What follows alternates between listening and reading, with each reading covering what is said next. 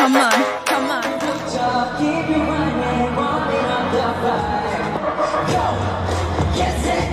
Ngayon, tuturuan ko kayo kung paano kayo makaka-login sa inyong Bugs account.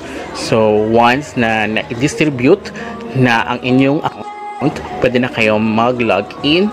So, either sa laptop or sa inyong mobile phone. So, sa mobile phone, ang kailangan nyo i-click step 1, itong 3 dots. Yan ang inyong i-click. And then, step 2, itong pinakauna, guys. Yan, ang inyong susunod na i-click. And then, step 3, always itong Bugs na logo, yung pinakauna, ang inyong i-click. And then, step 4, pwede nyo nang i-type ang email ng Bugs account. And then, the password as well, and then i-click itong login button para makapag-login kayo, guys. So if you are using both PC or laptop or phone, make it sure, guys, na one device at a time. So i-log out, for example, you use your phone, i-log out nyo muna siya bago nyo siya i-log in sa inyong laptop or PC. But take note na laging nagre-reset yung playlist. So, kapag nilog out nyo siya dito sa inyong phone at naglagay kayo sa inyong laptop, kailangan nyong i-manual again ang inyong playlist, guys. So, good luck!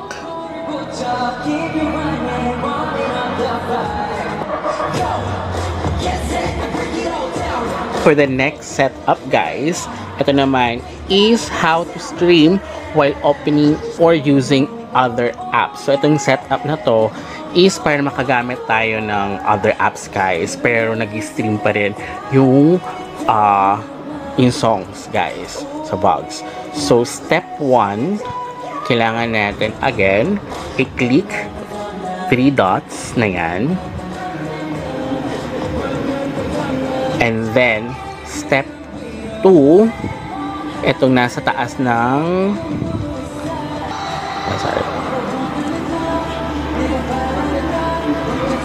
VIP. Ayan, ito. Yan yung i-click nyo for the step 2. And then, for the step 3, guys, so, magbibilang kayo.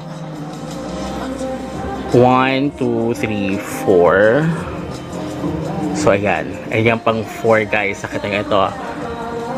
1, 2, 3. So, ito ang inyong i-click. Yan yung pang number 4. So, click nyo yan.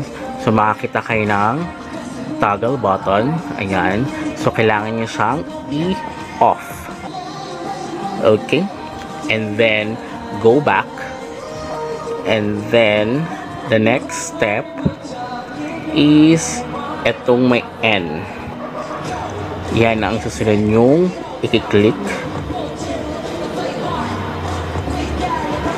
And then, makakita ulit kayo ng another toggle button, which is kailangan nyo siyang i-off, guys. So, ito, once nyo lang siyang gagawin. Either, pwede na siyang gawin ngayon kahit wala pa yung inyong Bugs account. So, kahit di pa kayo nakalogin, so set up lang naman siya para once na nakuha nyo na inyong Bugs account, diretso-diretso na kayo mag-stream, guys. Okay? So, yan is how to stream while opening or using other applications. So, pwede na kayo magbukas ng Facebook, ng X account, or other apps na pwedeng gamitin while streaming. Okay? So, good luck!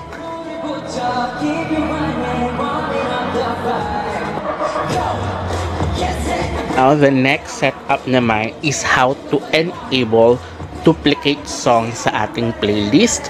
So, again, our step 1 is click that 3 buttons, guys. Again, here. Click natin siya. And then, step to sa taas ng VIP. Once again, ito guys, yan. I-click natin. And then, step 3 is itong pinakauna naman. Yan. So, yan na. Yung pinakauna. So, i-click nyo yan. So, here, scroll down nyo lang. So, makakita kayo ng toggle button. So, pangatlo. So, pakita yung 1, naka-allow yan. So, 1, 2. So, itong pangatlo. Yan yung ating i-on, guys. Ito. Yan. So, yan. Yung i-on to allow duplicate songs on your playlists. So, that's it. Good luck!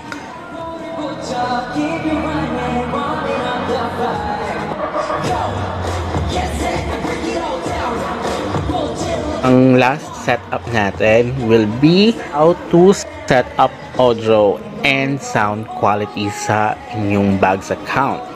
So, again, ang kailangan natin dito is i-click again itong 3 dots, guys. And then, i-click na. Sorry. And then, step 2, itong nasa taas ng VIP. And then, the step 3 will be pangatlo. 1, 2, 1, 2. So, ito. 3. Yan, guys. Yan yung ating click. And then, step 3. So, i-check natin. So, dapat ito naka AAC 128 kbps, AAC 128 kbps. So, yan. And then, yung pangalawa, okay. Kailangan din naka AAC 128 kbps. And then, yung pangatlo, yung MP3. Ano yan? Kapalitan natin ng AAC 320 kbps. Ayan. So, yan yung setup. And then, you're good to go. 看着功能봤어요. 你们跌倒过，但继续前行。怎么样？你敢没想到？ 모두 다르지만